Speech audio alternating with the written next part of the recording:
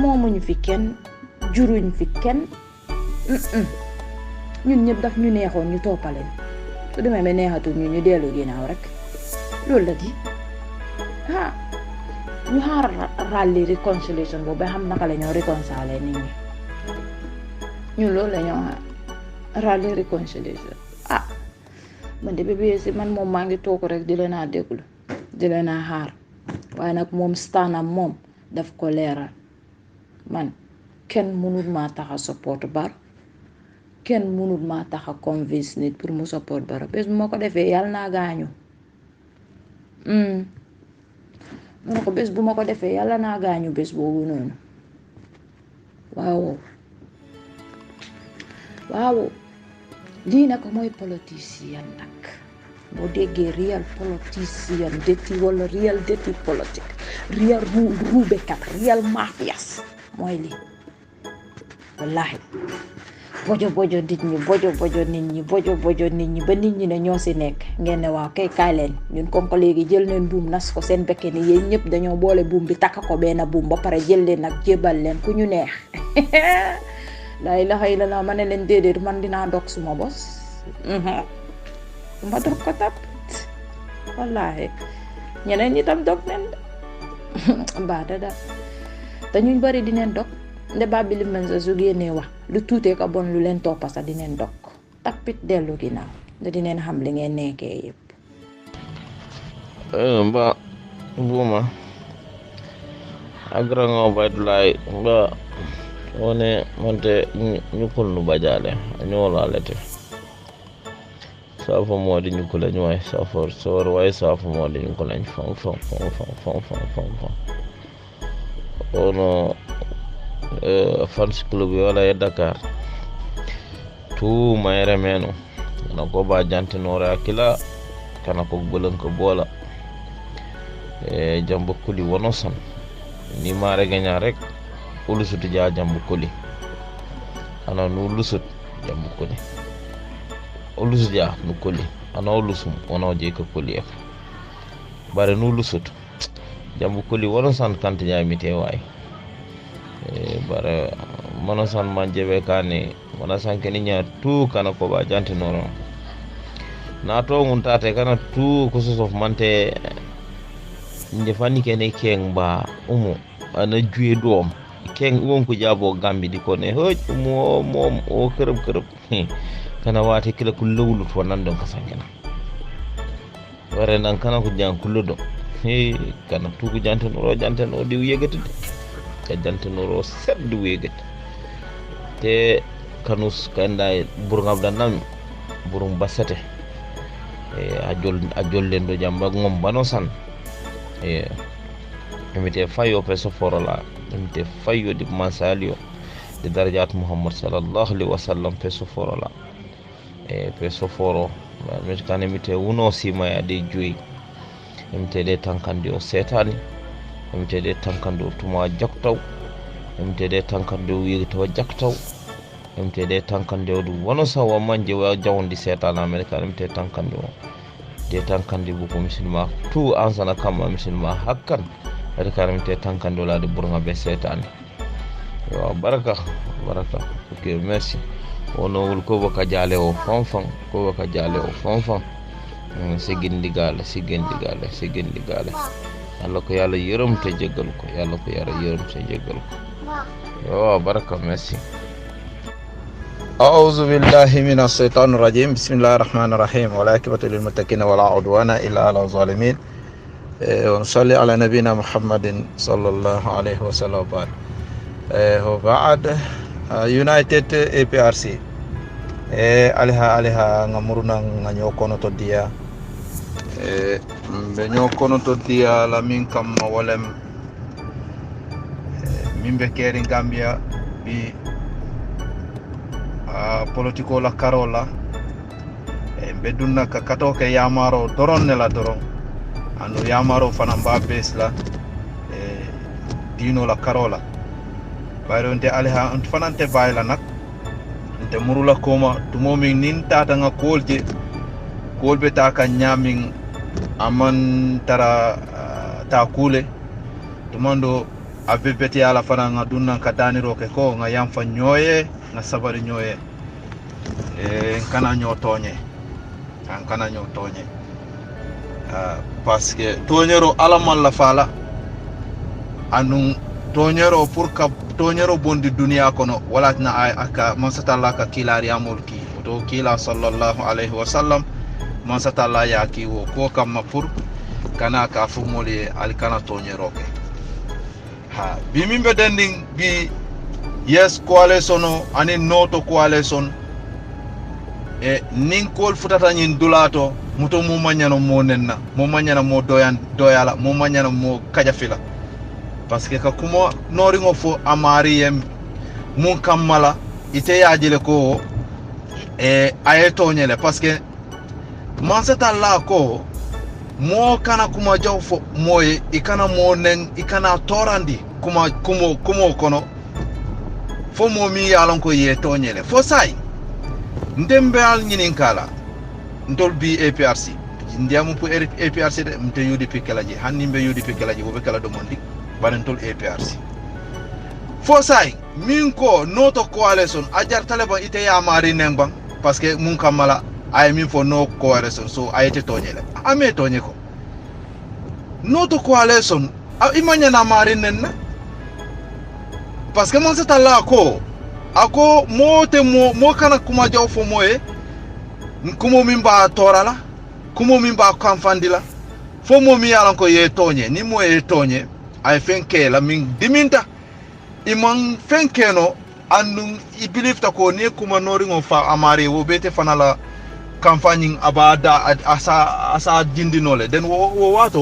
wato isi fen fo amare la mimba afana mimba mala na lafta ku kala mo ba farhane ko je itele atonye ko munat na yo ke aha itele atonye ko wala na fana anata nyinke fana ten ko abulaje atuje aha wala tina nko anin fana minu ko yes to ko ale sono ni ite ba mari nen na mun kamala parce que atiko yes to ko ale sono asontale yes ko ale sono so ite ya tale ko wo ayete tonyele bang wala munatina ibe kuma jaw fola marila wala munatna ibanenna wo fana dino mawta wala tinante ali hanko nimbe kuwol fola ndambangol me min fola me bin tolla miro dunia la karola politiko la karola na miro mingo mi min diate afo bare ila foro fana ila diamo ikanata yeta ya sembendi dino la karola watara iman dalilo soto je sariongon ko dino timmata de fente kafla dino kono mimbe kala sari dino la sharia la karola fente tala fana dino la karola mimbe kala sharia la karola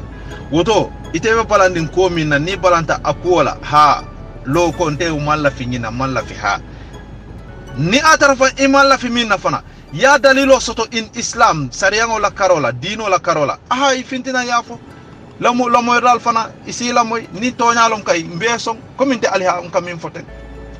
ni nga fen fona mi yalon ko wo mantara woni dino ma nyota du karante mu alihalati mon fenne long mon fokolle long mon dino long folo mbakata kanne mbanyini kan tul mu talibo lati mi yalon ko man londo soto folo woto momo yaaje ko aliha ay min fode am mistake tale nyindula ma fo ku wonten dun ya fo aliha wonte yemi kede dino ma fo andum dino ya fotenne mbe mutala ko itelo munamo kendoti itele en kanu itele laftantela parce que monom ninte nga fen fo dino la karola amanna ta ku mol nata songo kola l'akhirah jumale bem kanandi la je man satala man ka hadama di moti andum kila ko nyaadi kila ko momo e faniyata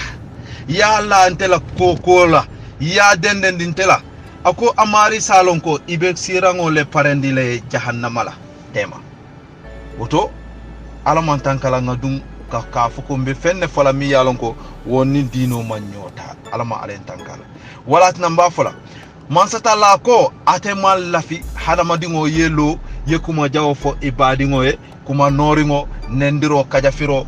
ikana oke fo momi ye min tonyere fo sai fo minu kan nendiro ke fo ite lafta jela ko min ko noto kwale sono ayete tonyele so ibane naleba fo noto kwale sono wo muneti nde ko kwala sono te mala fala e ka okay ite mala fala okay no problem ilafta mina tayi okay ha okay nte fanan ko yes to coalition nte lafta coalition la ha nte la fo coalition ibenne na mun kamala ha ite lafta okay tayi ila la ko tayi okay so mune be jarla be nyon nenna nte ko nte lafta coalition la mete tonye parce que yes coalition nte fenne talay bulu nte na ke la ite la carte nyinta voters carte nyinka o tay bulu ko mbita ngota ngake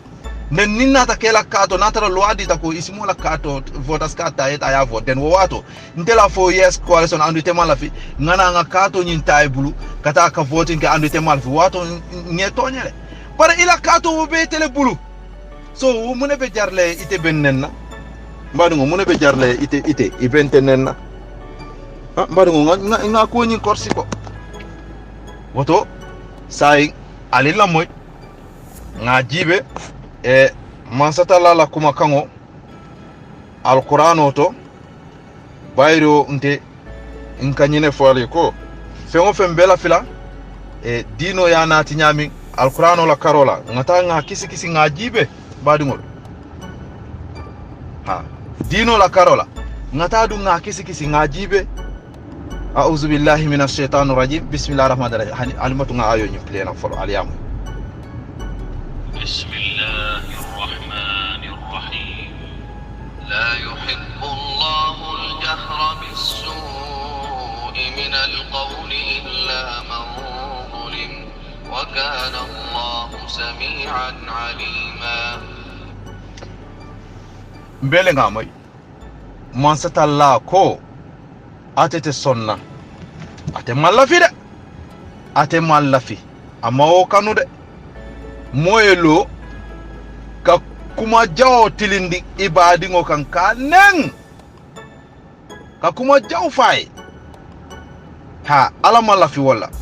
ala alquran ayolom de alila moy de ala mallafala yalo o mankente la kuma kangoti woto sayin momo e lafta nanyin kumo sokila ta alquranu lay famo ya jibente la kuma kangonten kabirin quranu jida kila ntol manyaka kanun kana dunya kono anum fana ni ayo fota wato mina mbadungol alta folo wato yes to coalition ani no to coalition asoto tade aman soto de bare sai mune atina yes to coalition no to coalition wo batina la mbenyo nenna wobatina la mbem fansu miro leta ala ka chitindi nyobulu ha momo sonta coalition ite manke mo senengoti ite mu setano leti ite mi man son coalition la ha ite le seniata ite lo mo kendoti nte nyoto nyero bulabam ite ka foko mo mi sonta coalition ite inotale i manke mo senengoti nendirolo kuma kan jawolom mansata la kanyin tulale foko amal la fi ika kuma kan jawo fo moye fo yesto coalition dinolo ite bina min kitindira ko amari manke mo senongoti amanke muslime senoti ba senongoti alte nyo tonyero bula bang badingol ntol gambie non ani APRC ngol nyimu la findan ko lati ite lafta mina tayi woke nyindo fana lafta mina ayta afana ita ay woke min solata mina nyindulalo wolem nganyo kacandi nganyo ideal di nyoe ite la jero me nte mawoje njerindi ha nte fana la jebale ite la jero njerindi abanta natara dalilo be bulu min si jarnte nga songela nin dalilo koyote bulu punte nga songela nga balangila barante la balangoyla wo man jarila ite bennenna wo man jarla iben kajafila wo man jarla iben doyandila ibe kijo ta la mansata la karola ikaw kijo ta ya buntam mola imanke mo senongoti imu setano leti ibe keno la setano ti nyaadile fa lafta fola ko sai momo be mansakunda kono ite mu setano leti mor wo mu tonyaro lati mbadungol ngasila alala ittaqullah ngasila alala ngo dino la karola kana dino kitindi dino timmatale nimbe fen kitindi la nga kitindi parce que ka foko kari mu setano leti kari mu jalambatula leti a suruto lebe jede na mari tata ka jalambato ke ha jalambatula lomde je bare sai par exemple tol kanyi minfo ko adama barola mansakunda ha setani mansakunda lom ha okay munat namba fola setani mansakunda parce que adama barole ko ate adingo sacrifice le bele ngalon ko ne dingo sacrifice setano la ite mu setano le ti yeminke ala le be janila la kera lo lungola wo junubo ite ni ala tema bare sai ate adama barola o manya ay minke bi ate mu présent le ti so sai momo be masakunda nyin Adama Barrow la nyin masakunda doko la ka bo cleanal ali batude kata messenger sol director solu permanent secretary ol minister sol sa wol be mu jalam batula letide wol be mu setano letide tumo min idol imaw baroke idol imalon fanko amar president o ayo kele andu amansara ila ko atekata woleke ndol ngo fo ndol letam dino ba me nyi jito min tala ka fay nyola parce que min ko noto ko ala son idol la idea wala baro mu setano man sakondaleti ngo dino la karola nak nte dela nak ni moy ku fo mi alon ko dino ma ciiti woñamantete sonna hani fo say wo mu setan man sakundate ite be ko mo nori ngo tala ya fay molla nendirolom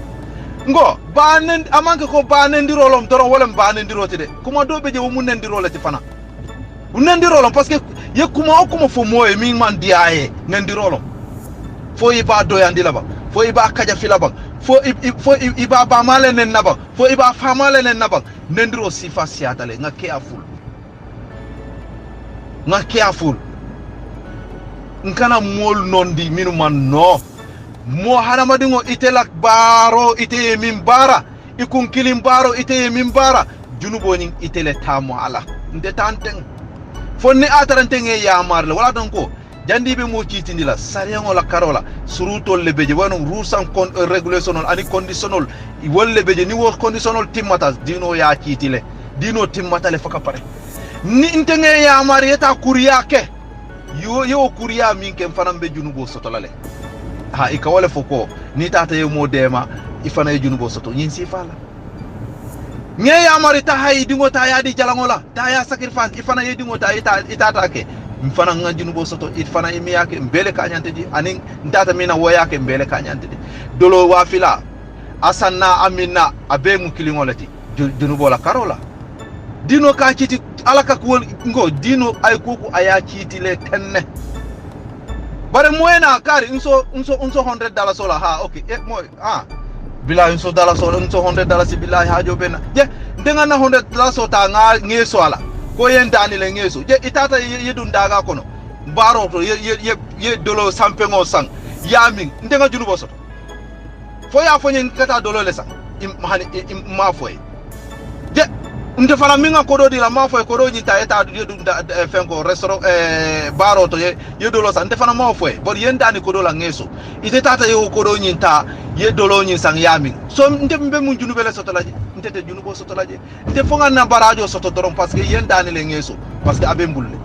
sa ite min tata yo kodo dokundi ala be kitindi la ite kodo min dokundi ha ibenyi ni kala kodo ni ya soto min to nga dani alihala okay ayin so la okay sa after kabira ayin so itata dundi min to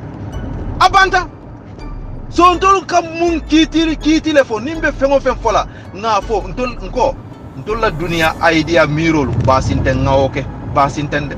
bare dino la idea fana anin dino la miro wala mansata la ayala dino timmandile de kila mon fentu ko male aya ko bele kamalle wotonde aliha ninga fen fo mim nin dino manta ala fonye de ante fana nga muruna nga tubu seyoke jandi molbe ta sonna wo kumolla wo ko la ante lakra ngana dum masibo kono ntete sonna wala tnene mistake ta alin londindi parce que be londi nyino la mbadi ngolo bare kana wuli wonyama ka wuli ka kiti of fo because of munom minka ke amandi aite sa ye fam fo ani ye dino nakindije andu iman dalil soto dino soko mimbe dendi kiti wala kol ahkamul nga careful ka kiti wal fo dino la karola nga careful ndebe jamaro kela woto yesto ko ale sono amanjari ibe monen nala noto ko ale sono amanjari ibe monen nala njarta mina walem nganyo katanji doron ha nga miro fay nyobulu doron bayro yesto ko ale sono itol ko pour nafa kamala yaya jemela na bunya teninte itol yela dalilol fole noto ko ale sono fana to hankabi noto ko ale sono mon itol la idea soto de fo nka dol mi moy no Adama Barrow bi fana be mol jamfalale foy maje ay UDP jamfa o manke daliloti ko mo dal suuzan ni wo bondi kono sika jawo ikana soto mobulu parce que nale masurake kuo kula ali kambenta kuo kula wala dialogue al kafuta kuo kula fatawakkalu ala Allah ala ya fo kila etenne nani kajata kuo kula fo al kambenta la ha sayin al koltu ala bulu man sata la bulu bare ikana wota itela wolam itela agenda ti ko ha malla adama barola parce que imagine coalition inata nyami ay UDP jamfa tungolom so a abentol fana jamfa la hani muslimo manyena sila zan so zan nga la wala ha hadama dingo dal siko soto min betiyata ha ba fenko nyin amam betiya hadama dingo to hadama dingo pisalo fo mantarato so zan da nga bo akono ha woto aliman sa tala la diamo moyde kotoke إن تبدوا خيرا أو تخفوه أو تعفوا عن سوء فإن الله كان عفوا قديرا sa alimbatu ntolu min ka foko nte nyo yam fala nyo bulu ada baro parce que dol fana ni nyini ke ka fa ada baro fo imaji ay fo nyike nyami ay soldaro nati senegalel imaji dol batandi nu nyami yenyike hey ndite yam fula alimbatu de moka ku jawo ke faka pare ay muru ko mako he tonya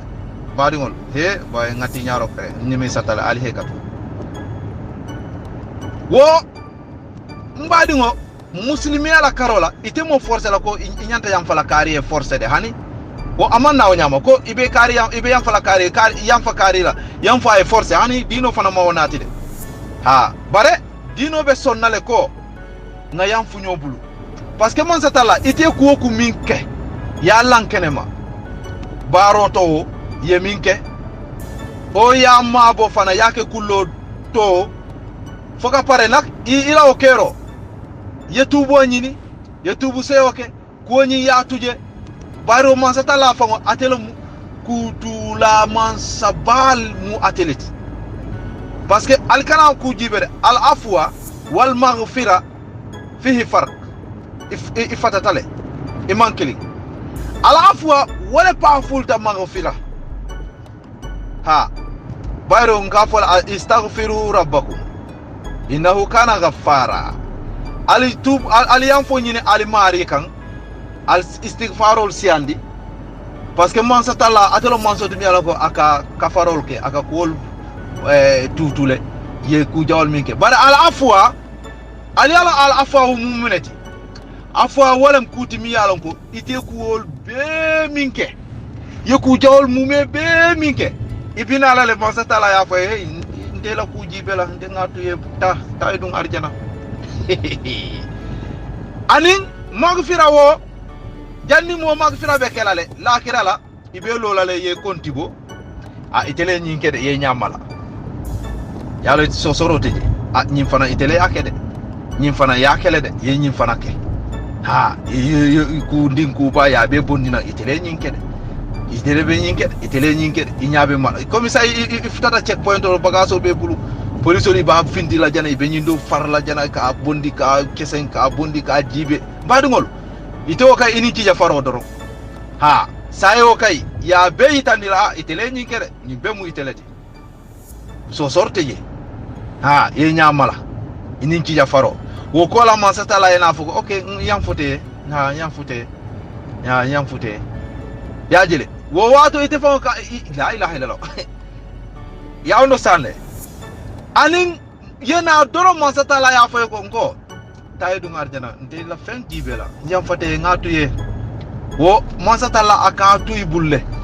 ate kiskisila ate kontibola e ka wala foko dolbe dunna arjana bi ghairi hisab ate hisab la ha ya jele woto al afwa wala powerful ta maghfira sai nintol mansatala ko atelo tu la mansa pati mi ala ko atele ka koltu aparata momo kela ko bula aba bula lale aba tule bu ate kiskisila ate koko ke woto ntol mumbe ntol bulu ngatu bu se okay ngaminke ngalanke ne ma ngaminke ngalanke ne ma fana ngake faka forgive nyobulu yemo tonye kullo kono inata dani ko nko yamfote ha yamfonye ay yamfoye wala moy kuke ifan yalo ne kare ay nyinkente abarente yamfata mbatu ngabula je ya tuje masatala ya lonne de ye ko ko mi ka ata ya lonne mbadi ngol so munatina sai ni atara min ka foko aran baroko alaftale ka muruna pour nga ke kelenti ka yam fanyo bulu na reconciliation oke min tambita wo tambitale muna nan tolte o jibela andun tol bi harama dingol ikamo par exemple ni emeba ko atata fo mbar ningo baytulay atata foje ko pour ka yam fo ni nyobulu pour tubu seyoro yeke reconciliation yeke beke kan kelenti atata mina kabiri ngomo contenta ñinom duniyati nga yam fu nyobulu no matter what alkawala fo no matter what nga yam fo nyobulu atata mina ye bulo di nyola ikata mina je itolle yalo bon madama iko reconciliation wa abeti atale so ate eme ba kilingo anyata tala fana executive fokara parce que je fana di sem problème o ayta wu je fana kacha yeke ku ye yam fo nyobulu ye ko tu nyobulu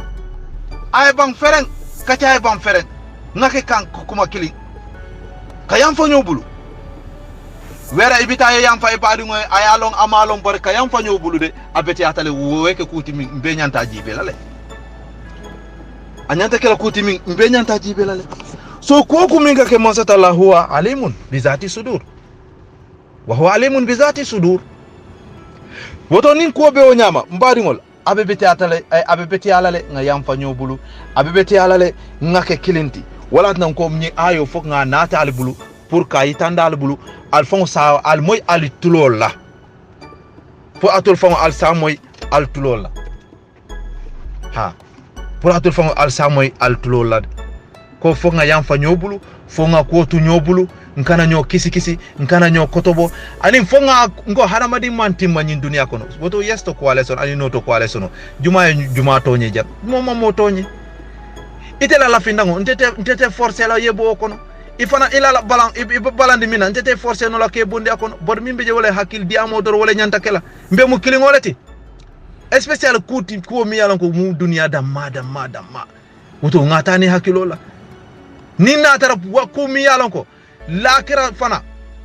kulo min jatta pour lakira damma fana lakira damma woto wo kode ni mo lafta lola ke bantambili ni ila lakira ko la jede inyanta jela ko nasaya mbe wala tambidi la je bare dunia ko dama ngatani hakilola ngakol setul ko abe beti ala wo nyama walatina al siman satala la kuma kan moy ha bismillahir rahmanir rahim wala nga nyinkum ayo nati de la yuhibbullahu jahra bisu'i ha min al qawli illa man zulima foy momin tonya de parce que man satala ate samian aliman ate kol belong ha wallahi an su'id la ha ay maji mbadi ngolu aha walatina mbal dani la mina wolem nga fereke nga kamben nga kuolta nga jibe nga tani hakilolla bi mbe kumanding min dilalla kali yamari kumanding wolem mbele nga je min keta jine konakiri bayro mbele nka fonum fo ñu wo ñu so malabo kërëb ñu wo dol ka fintina ka foko ikamune fo Alassane Alpha Condé atele bita ani Hector Jine president wolle be yaaje me dandandi nang aniti kuma jamale ka fo woto je ndol EPAC je dula de say ko wolti nyata jede parce que say minu négociationnel ke international système wala Alpha Condé wala tout système kono motanien la president wo jitale wo mantara president yala say so Alpha fana ya bondi je nyami say ntolu say munom wala na koku ngatu alabulu nga sembendi alabulu woto nyin kol min bekeri ntela miro tumando wala be kala kairo tintol gambionol nga fereke nga kol katam fangoye nga reconcile fangoye na tara nyin système wala be kairo natila woto ngata ni hakilola a système ni aytama mbe kairo soto mbe sini na kairo la nte ngaje wala nyama bare ma fonte kamin fo wala nyanta kakede bare ko ngata hakilola nga nyomo nkana nyo sonkandi amanna fasoto mbadi ngol woto ni mundela miran dingolati mbe min folali ko nga fereke mbeke mo kilinki mimbe kafula mimbe kala kuma kiling nga kamben nga jibe amanke ko nte lafta coalition la so nte muy jawoleti nte muy APRC kilingolom doron hani ka bi jero le dasata doron dolu ya jele dolu maje dolu fana mi yaje yela dalilo soto min maje fana balanta wol fana yela dalilo le soto sai nga daylo ko ke doron nga continue nga kacha ke nga nyoy yitandi nyimu dunia ko le anu abe tambilale so ite ni landa tambo ke je kamol neng ka kuma jawol fo na ko tambita alale yalon fenko ni nyambo nyi abe kuntula damile sai ni te kudo ke problème beje wala tinan ko executive nga kiline soto dili party leader interim party leader nga kilingole soto nga wolle soto walla ko le be industry IEC lom ya fahamle woto nga kata ke be kol sol fla nyami wala fisiata groupe dole tara jana isamira amanke party kilingoti badingol bal dahnila nga ko tane hakilola new nendiro nak wo bal danila aljanke wala nendiro aljanke wala من علم إلا اتباع الظن mbal danila nga fereke nga jenke wala nyo nendiro wallahi mbal danila nyo nendiro wallahi mbal danila al jenke wala nga jamfa wala parce que nendiro anene buka dadaro ke andu junubo ba mariye andu momo kanendiro ke alon ko iteni alante ini alante nendiro ala nene man la fala wallahi yes ala nene man la fi nendiro la ala nene man la fi nendiro la woto ite mimbe nendiro la sila alala ite mimbe balangota ye yitandiro ke ibalanta minna munatna ibalanta wobete atale woto aliha diamol siata ali janfa UDP la politique nyala bare ali yalo no itolla politique nya faniya ye wole no woto al fere ke ali janfa UDP la UDP ntol man la fi tolla advice wala yembula ntolla ko nga solf ndam mangole UDP inen APRC kanu muntuma nte fana nga bari ndingol soto UDP kono de ika fole ngo unkul aliha ite si dorong julu jomanke bu ayati yalo itolu isulu sajima be APRC forumol kono ntol fana ali mbatu doro so itol fana ika audio fay ka adintela ko audio do be nendiro lon wala no buka hala fi ka audio play bare ika fole ko APRC ila sino lal ngatangela hakilol jikki wici wacha ikana kambe ni kambe da wo munto la masi boti imaje bare ni fintata ikal promote and iben kono wolle ka foko nde wona carte fangon ta fayla ma fayla le mba kati la fang so e baje la APRC tolu ikami fo wol musino la leti wol fana ka fo la nte o kay na carte mba kati la nte carte fayla imaje nte carte fayla wadara itolle kanyin kumol fo iben kono le so ali careful an ko ali audio do moy min ka fo ko kare tolo kay mo politico sifa beleke nga beleke de wallahi nga beleke pourquoi ale sono nyimba tinyala nyami nga kato be affaire beleke para fela keta nyimu masi boleti ngo atule audio moyde audio do be mbundete hanila o pulela parce que nendirol beje control la APRC minu be sinola e kuma dolle fo yalo minu be sinola finkintel batu ngata ngawol use bare ila kumo nyi nendirol min beje malata wo audio mbukala fil wo jannanjila parce que wo be kala fo fitno diamo afa wala fisata yamala woto mbari ngolu mbal danila nyin kode nga miraku ngaman setala dani natara na kairo be jeleto alama ayeke de executive on be ko mala de di interim party leader Fabakary Tombo Jatta mba koma alama alasa dundi good direction la pour babili masala nafa APRC la nafa Gambien la nafa alama alay woke ante be APRC la de mantara UD MPP be APRC dan itolla idea yemin fo alama alay barako keje babili masa ayna ay si Gambia kono nin Cairo anin tanko ni nyaato taba mbadingol benna kacha dandi la jang aliha be daniro kela kacha nyin nabe mo mala alsiyam fo nyobulu doron nga banko samba